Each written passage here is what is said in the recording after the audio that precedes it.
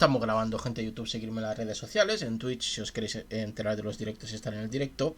Y pues bueno, seguimos hoy con Ortega y Gasset, su libro España Invertebrada. Y recordad que tenéis en el canal de YouTube todos los directos anteriores de este maravilloso libro que representa pues un autor muy importante dentro de la filosofía española, Spanish Philosophy, ¿vale? Y estábamos en la segunda parte de este maravilloso libro.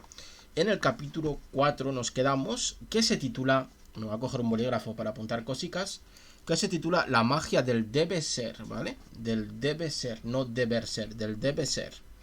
Pues vamos a empezar. ¿A qué estamos esperando? Venga, vamos allá. Las cuestiones de las relaciones entre aristocracia y masa suele plantearse desde hace 2 siglos bajo una perspectiva ética o jurídica.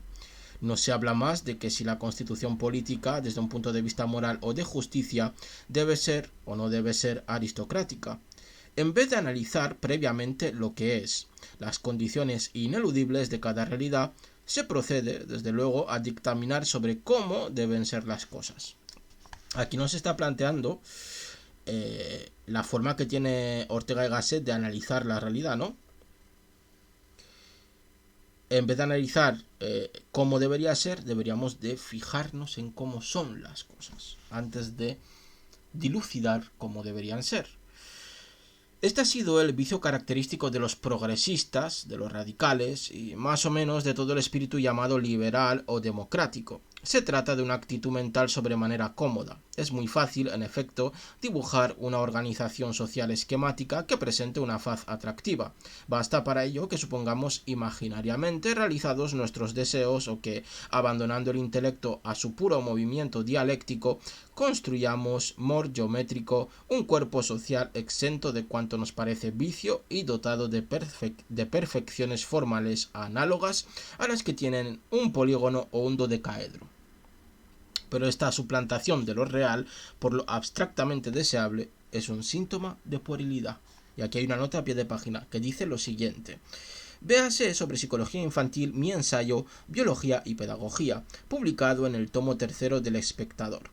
Ahí muestro, como característica de la infancia, una genial ceguera para cuanto hay de vicioso y desagradable en la realidad, de modo que sólo percibe sus porciones gratas y amables. Seguimos. No basta que algo sea deseable para que sea realizable.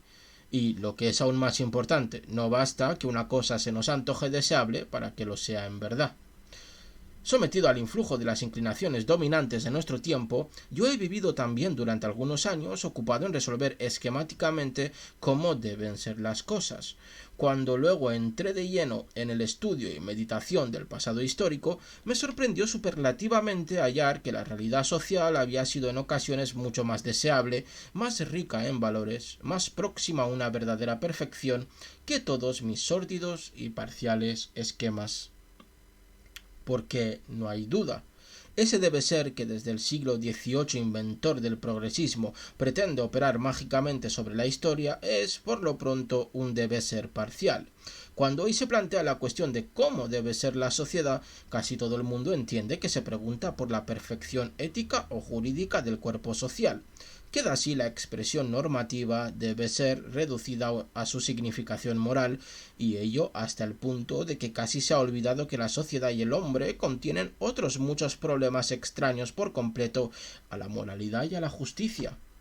De esta suerte, cuando se elabora el ideal social, cuando se lucubra aquel tipo más perfecto de sociedad que debe sustituir a los actuales, se incluyen en él tan solo mejoramientos éticos y jurídicos, dejando fuera todas las demás cuestiones que son moralmente indiferentes.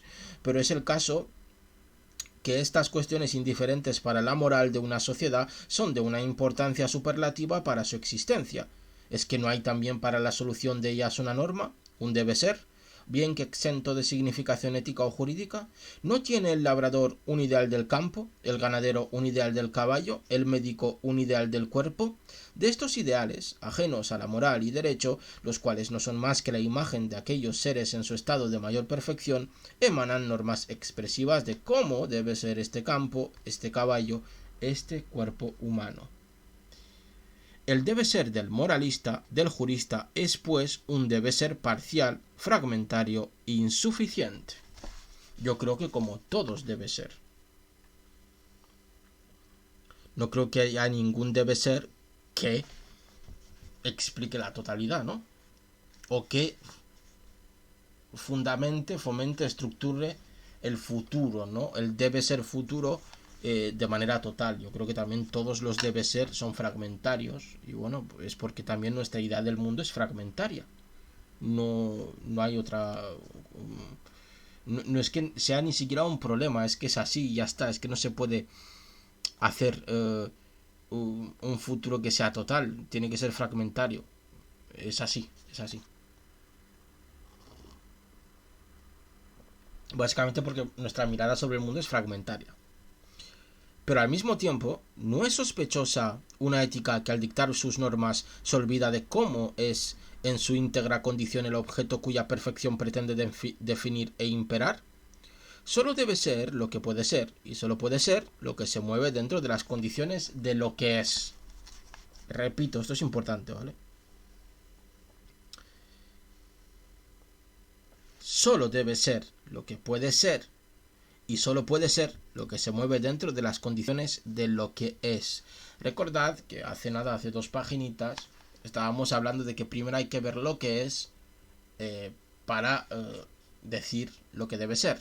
Entonces, dentro de lo que es está lo que puede ser, y entonces veremos lo que debe ser, ¿no? Porque dice, solo debe ser lo que puede ser, y solo puede ser lo que se mueve dentro de lo que es. Entonces, vemos lo que es. Dentro de ese lo que es, vemos las posibilidades del puede ser. Es decir, habrá muchos puede ser, ¿no? Más de uno. Es decir, puede ser esto, puede ser lo otro, puede ser eso. Pero estamos enmarcados en la realidad del es, ¿vale? En el espacio del es. Y después de ver el puede ser, entonces podemos aplicar un debe ser. Viendo el esto puede ser así, por lo tanto debe ser de esta manera, de esta manera, de esta manera, ¿vale? Fuera deseable que el cuerpo humano tuviese alas como el pájaro, pero como no puede tenerlas, porque su estructura zoológica se lo impide, sería falso decir que debe tener alas.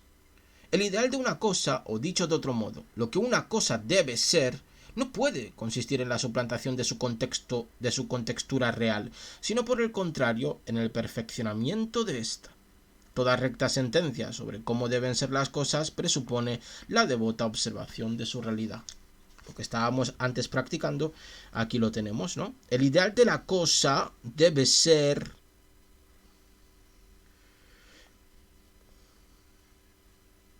conforme a la realidad de la que es, ¿vale? Es decir, la idealización se hace en base a la realidad y no viceversa, ¿vale? No se idealiza y luego se forma la realidad, sino que se hace al revés.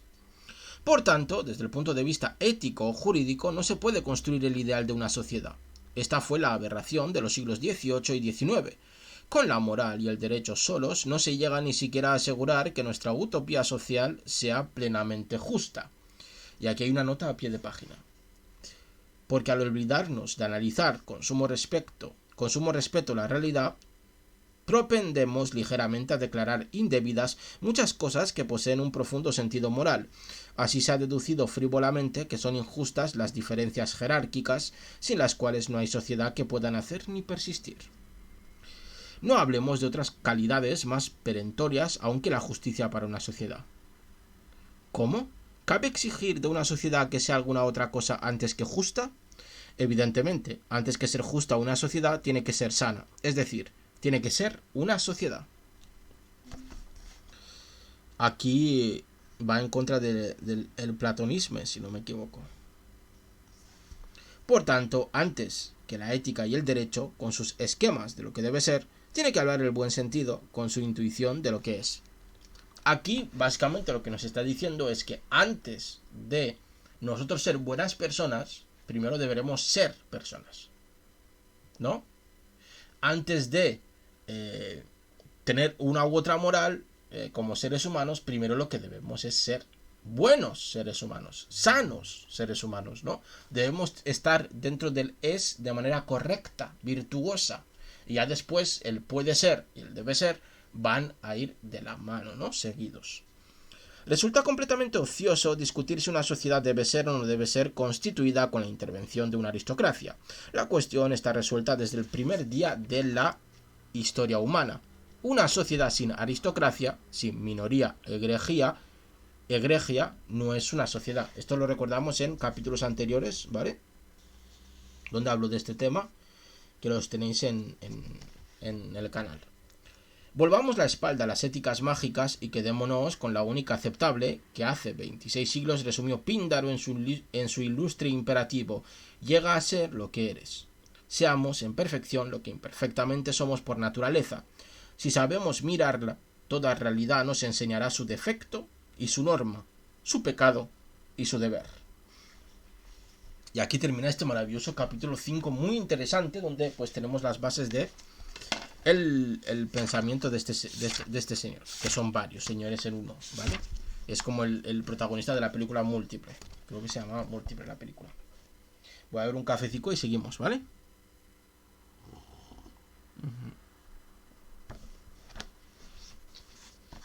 Qué rico el café. Vamos con el capítulo 5. ¿Qué os parece?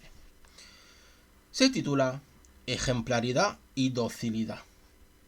Una tosca sociología, nacida por generación espontánea y que desde hace mucho tiempo domina las opiniones circulantes, tergiversa estos conceptos de masa y minoría selecta, entendiendo por aquella el conjunto de las clases económicamente inferiores, la plebe, y por esta las clases más elevadas socialmente.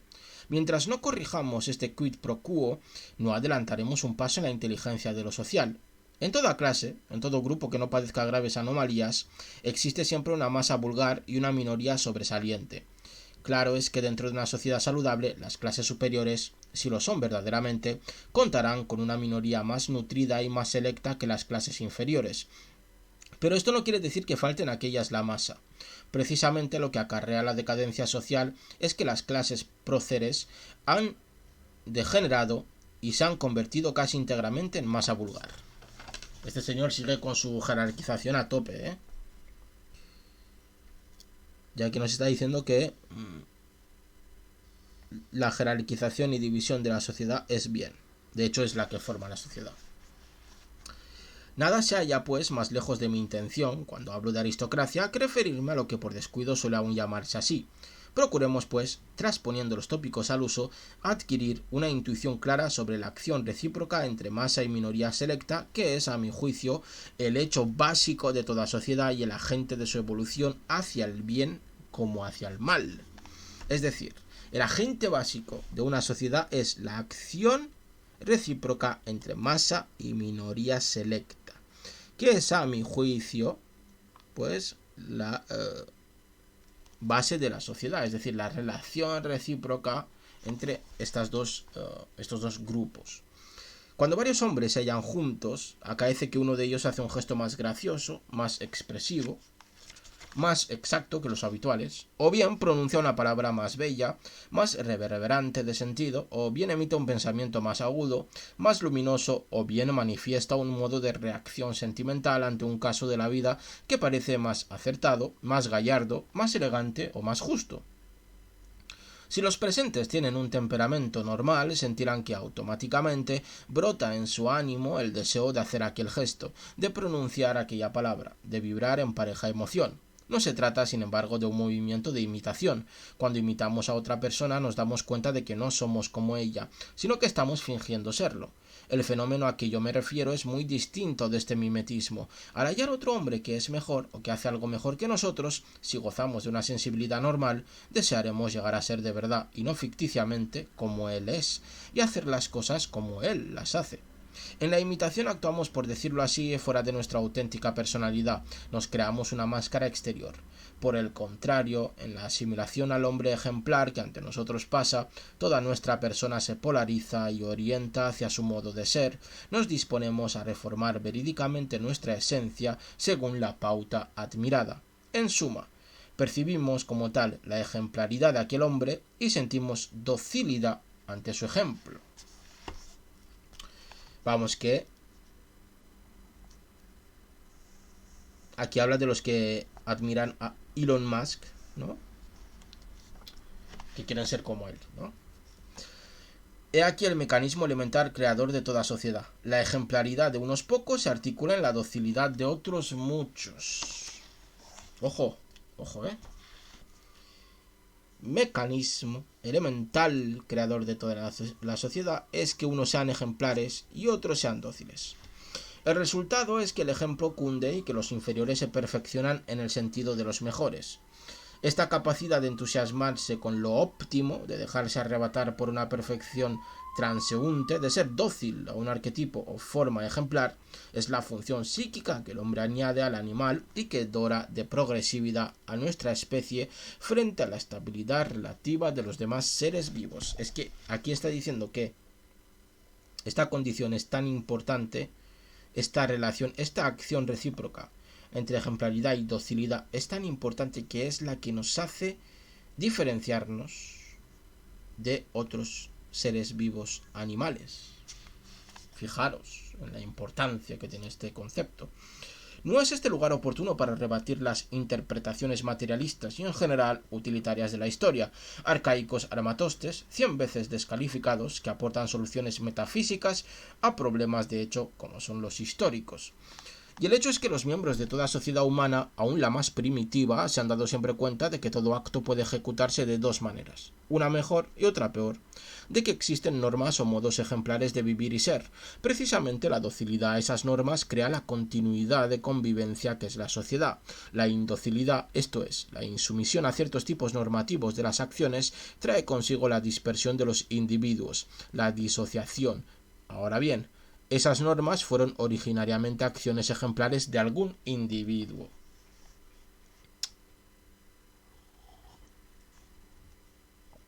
Aquí básicamente está diciendo que las normas por las que se rige una sociedad vienen o nacen de alguien que ejemplificó esa norma, ¿no? Y que como se dieron cuenta todo el mundo de que era una norma extrema, de que ese ejemplo era extremadamente bueno, pues todos supieron ser dóciles y apropiárselo y aceptarlo como suyo. No fue pues la fuerza ni la utilidad lo que juntó a los hombres en agrupaciones permanentes, sino el poder atractivo de que automáticamente goza sobre los individuos de nuestra especie el que en cada caso es más perfecto. Y aquí una nota a pie de página.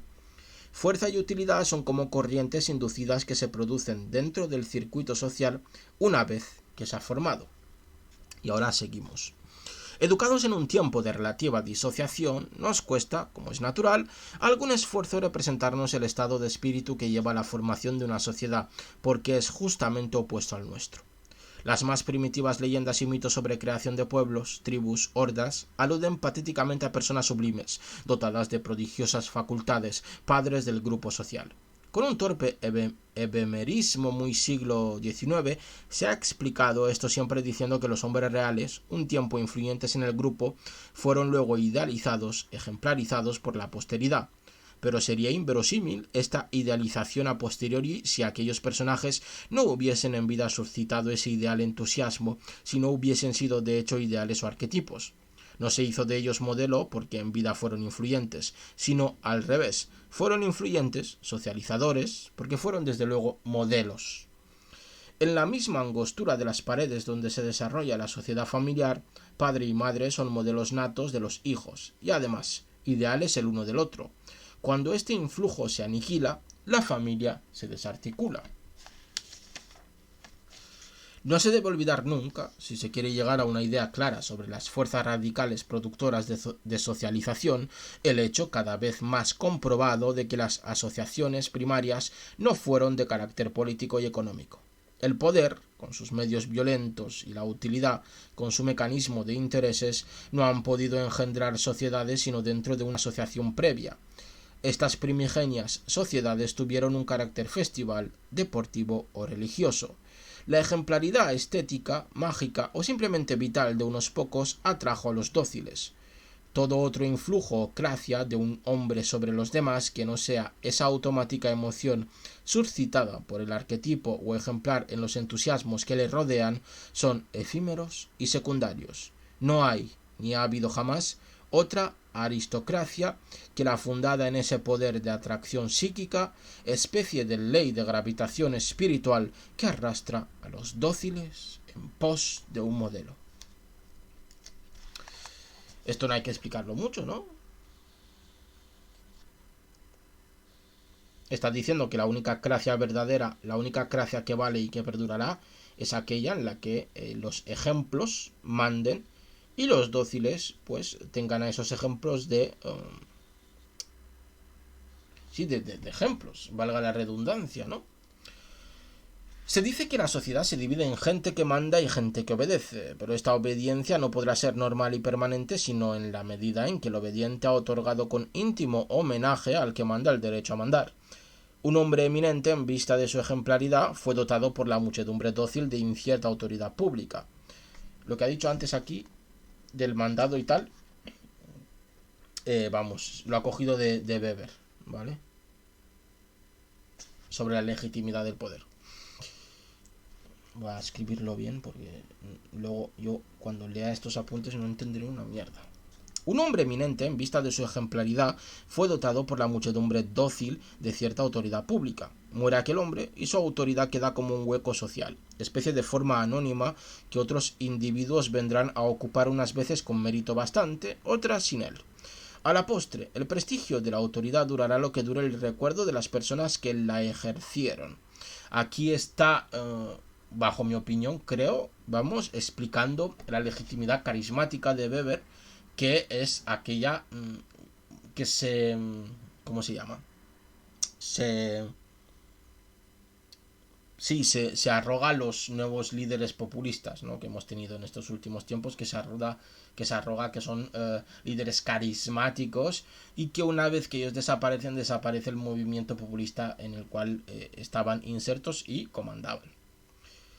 La obediencia supone pues docilidad. No confundamos, por tanto, la una con la otra. Se obedece a un mandato, se es dócil a un ejemplo. Y el derecho a mandar no es sino un anejo de la ejemplaridad. Ojo a esto, ¿eh? La obediencia supone pues docilidad. No confundamos, por tanto, la una con la otra. Se obedece a un mandato, se es dócil a un ejemplo. Y el derecho a mandar no es un anejo no es sino un anejo de la ejemplaridad. Todas las demás formas de sociedad, tan complejas a veces y de tan intrincada anatomía, suponen esa gravitación originaria de las almas vulgares, pero sanas, hacia las fisonomías egregias. De esta manera vendremos a definir la sociedad, en última instancia, como la unidad dinámica espiritual que forman un ejemplar y sus dóciles, ¿vale? Recordad, unidad dinámica, acción recíproca, ¿vale? Es decir, existe una reciprocidad y además esta reciprocidad, esta relación bilateral tiene un movimiento, ¿vale? No es estática. Esto indica que la sociedad es ya de suyo y nativamente un aparato de perfeccionamiento, ¿vale? Sentirse dócil a otro lleva a convivir con él y simultáneamente a vivir como él, por tanto a mejorar en el sentido del modelo. El impulso de entrenamiento hacia ciertos modelos que quede vivo en una sociedad será lo que ésta tenga verdaderamente de tal. Una raza humana que no haya degenerado produce normalmente, en proporción con la cifra total de sus miembros, cierto número de individuos eminentes, donde las capacidades intelectuales, morales y en general vitales se presentan con máxima potencialidad. En las razas más finas, este coeficiente de eminencias es mayor que en las razas vastas, o dicho al revés, una raza es superior a otra cuando consigue poseer mayor número de individuos egregios. Este pensamiento es un poquito peligroso, pero bueno. La excelencia de estas personalidades óptimas es de tipo muy diverso. Dentro de cada clase o grupo se destacan ciertos individuos en quienes las calidades propias a la clase o grupo aparecen extremadas. Una nación no podría nutrir sus necesidades históricas si estuviese atenida a un solo tipo de excelencia. Hace falta, junto a los eminentes sabios y artistas, el militar ejemplar, el industrial perfecto, el obrero modelo y aún el genial hombre de mundo. Y tanto más que todo esto necesita una nación de mujeres sublimes. La carencia perdurable de algunos de esos tipos cardinales de perfección concluirá por hacerse sentir en el desarrollo multisecular de la vida nacional. La raza cojeará de algún lado, y esta claudicación acarreará a la postre su total decadencia, porque hay un cierto mínimo de funciones vitales superiores que todo pueblo necesita ejercer cumplidamente, so pena de muerte. A este fin, es necesario que el pueblo exista siempre que en el pueblo existan siempre individuos dotados ejemplarmente para el ejercicio de aquellas funciones. De otra suerte, el nivel de ese ejercicio irá descendiendo hasta caer bajo la línea que marca el mínimo de perfección imprescindible. Tómese como ejemplo la actividad intelectual. Es evidente que una nación contemporánea no puede vivir con alguna plenitud si no sabe ejercer sus funciones intelectivas. Concepción de la realidad, ciencias, técnicas, administración, con elevación, complejidad y sutileza. Ahora bien, si durante varias generaciones faltan o escasean hombres de vigorosa inteligencia que sirvan de diapasón y norma a los demás, que marquen el tono de intensidad mental exigido por los problemas del tiempo, la masa tenderá, según la ley del mínimo esfuerzo, a pensar con menos rigor cada vez. El repertorio de curiosidades, ideas, puntos de vista menguará progresivamente hasta caer bajo el nivel impuesto por las necesidades de la época. Tendremos el caso de una raza entontecida, intelectualmente degenerada. Este mecanismo de ejemplaridad-docilidad, tomado como principio de la coexistencia social, tiene la ventaja no sólo de sugerir cuál es la fuerza espiritual que crea y mantiene las sociedades, sino que, a la vez, aclara el fenómeno de las decadencias e ilustra la patología de las naciones.